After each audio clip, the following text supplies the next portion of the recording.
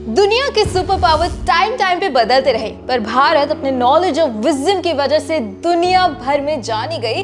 तो मुगलों ने कत्लेआम करके जहां ब्रिटिशर्स ने बंदूकों के जोर पे दुनिया एक्वायर की, तो वहीं अमेरिकन्स दुनिया भर में अपनी बंदूकें बेच के सुपर पावर बन गए। पर अब सुपर पावर होना बंद हो गया है, क्योंकि सारे देश अब इंडिपेंडेंट हो गए हैं। अब नॉलेज फ्री में ही मिल जाती है और बंदूक सब देश बनाना सीख गए हैं। तो इस सेंचुरी में सुपर पावर कैसे बने, वो टॉपिक मिसिंग है। इस सेंचुरी में वो कंट्री सुपर पावर नहीं बनाएगी जिसके पास बहुत हथियार है। सुपर पावर वो बनाएगी जिसके पास कैंसर की दवा है। हेलो दोस्तों, मैं बात करने जा रही हूँ इस सेंचुरी की सबसे बड़ी रेवोल्यूशनरी आविष्कार की, कैंसर की वैक्सीन, जो कि अब बन चुकी है। आइंस्टाइन, न्यूटन चाचा ने इंडिया को साइंस और टेक में बहुत इनोवेशन और आविष्कार किए, पर उस चीज का आविष्कार करना भूल गए जो लग्जरी नहीं, लाइफ देती है। रशिया के हेल्थ मिनिस्ट्री ने दावा किया है कि उन्होंने सालों की एक्सपेरिमेंट के बाद कैंसर की वैक्सीन बना ली है। और इस न्यूज़ को सुनने के बाद अमेरिकन्स की रातों की नींद उड़ चुकी है, क्योंकि अमेरिका की सरकार ने रशिया और यूक्रेन के वॉर की वजह से यूएसए ने रशिया को बैन कर रखा है और दुनिया में सबसे ज्यादा कैंसर पेशेंट्स अमेरिका में ही है।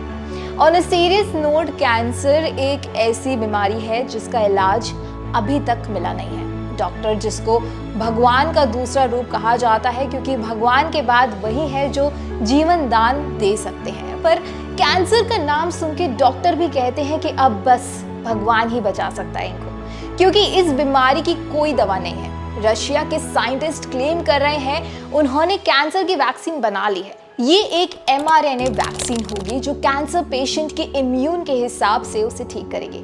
आसान भाषा में कहा जाए तो वैक्सीन कस्टमाइज्ड बनाई जाएगी हर एक पेशेंट के हिसाब से, जो उनके अंदर पल रहे ट्यूमर को ग्रो होने से रोकेगी और नए सेल्स डेवलप करके कैंसर को जड़ से खत्म करेगी।